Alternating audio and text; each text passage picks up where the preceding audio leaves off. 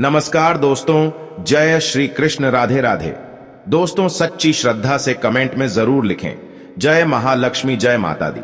दोस्तों, मां लक्ष्मी सदैव आप पर अपनी कृपा बरसाती रहे।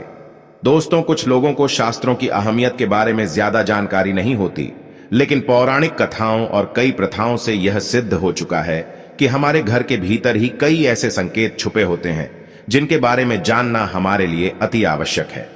ये संकेत आपके जीवन को पूरी तरह से बदल कर रख सकते हैं। राजा को रंक और रंक को राजा बना सकते हैं। ज्योतिष के अनुसार जब दरिद्रता और गरीबी आप पर हावी होने लगती है तो आपके घर की कई चीजें इशारा करने लगती हैं। आज हम आपको बताएंगे कि आपके घर में गरीबी आने का संकेत आपको कैसे मिलता है। दोस्तों, वास्तुशास्त्र को आमतौर पर दिशाओं का विज्ञान माना जाता है। कई बार घर की छोटी छोटी बातें जो सामान्य लगती है वो सफलता में रुकावट बन जाती है। जैसे अगर घर में कोई परेशानी दस्तक देने वाली होती है तो उसका सीधा असर घर में लगे तुलसी के पौधे पर साफ दिखाई देता है। तुलसी का पौधा पूरी तरह से सूख जाता है।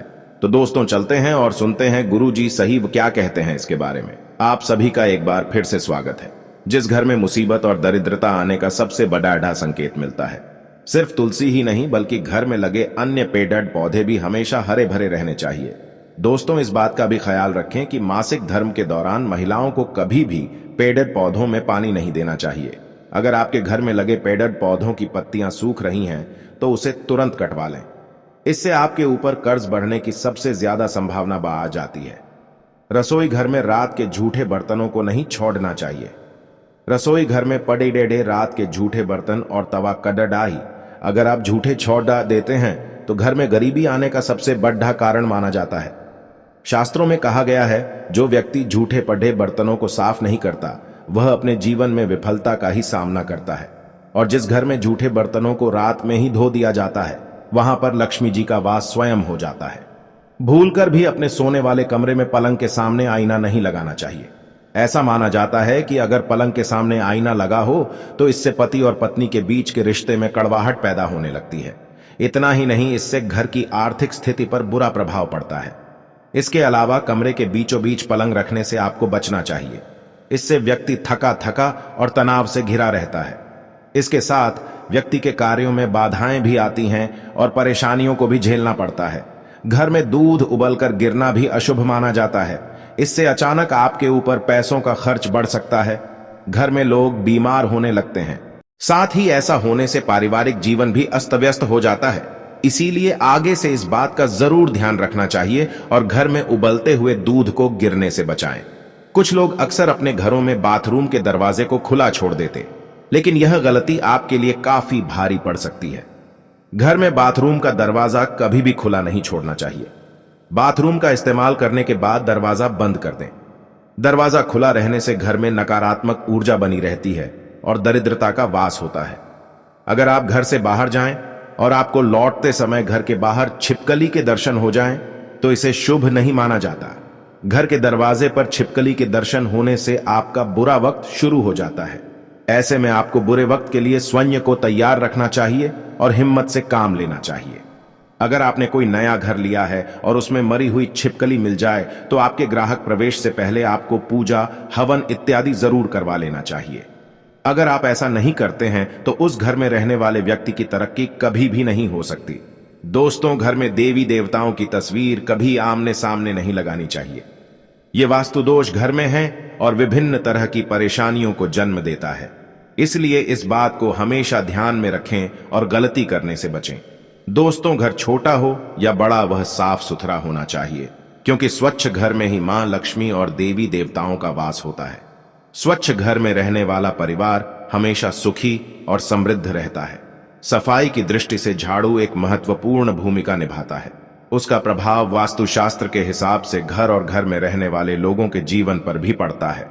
घर की स्वच्छता को बनाए रखने में झाड़ू का उचित महत्वपूर्ण प्रयोग है। घर में किसी मेहमान का आगमन हो या त्योहार हो, उनके आने से पूर्व घर में झाड़ू से घर की सफाई की जाती है।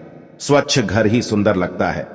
झाड़ू लगाना जितना जरूरी होता है उतना ही झाड़ू का रख रखाव भी जरूरी है। झाड़ू कब और कैसे लगाना चाहिए, झाड़ू कहां और कैसे रखनी चाहिए, झाड़ू को आपको किस दिन खरीदना चाहिए, किस दिन घर से बाहर करना चाहिए। शास्त्र के अनुसार झाड़ू के प्रयोग से संबंधित कुछ नियम बताए गए हैं जिससे घर की आर्थिक स्थिति और लोगों के जीवन पर प्रभाव पड़ता है। इन नियमों का पालन करके घर में उत्पन्न सभी प्रकार के दोष और घर में रहने वाले लोगों पर आए संकट को दूर किया जा सकता है। झाड़ू से संबंधित कुछ महत्वपूर्ण बातें हैं जो वास्तुशास्त्र के अनुसार शुभ मानी जाती हैं कि झाड़ू लक्ष्मी जी का प्रतीक माना जाता है। झाड़ू से संबंधित बातें हमारे जीवन में लक्ष्मी की कृपा का भागीदार बनती हैं। पांचवी बात, वास्तुशास्त्र के अनुसार झाड़ू लक्ष्मी का प्रतीक होती है। आपको झाड़ू से किसी भी पशु पक्षी या किसी भी व्यक्ति को मारना नहीं चाहिए, यह अशुभ कहलाता है। इससे मां लक्ष्मी नाराज हो जाती है।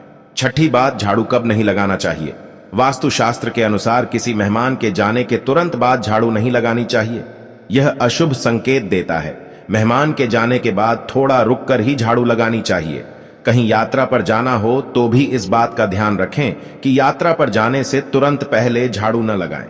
सातवीं बात, झाड़ू का दान।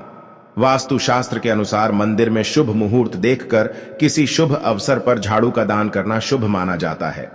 दान धर्म शास्त्रों में शुभ होता है, जो धन सुख समृद्धि में सहायक होता है। झाड़ू का दान करने से मां लक्ष्मी की कृपा प्राप्त होती है। आठवीं बात, झाड़ू के प्रयोग से पहले झाड़ू में सफेद या लाल रंग का धागा बांध दें। इससे घर की नकारात्मक ऊर्जा नष्ट होती है और घर में सुख समृद्धि के शुभ संकेत मिलते हैं। आर्थिक दशा में सुधार होता है और धन संपदा का संचार होता है।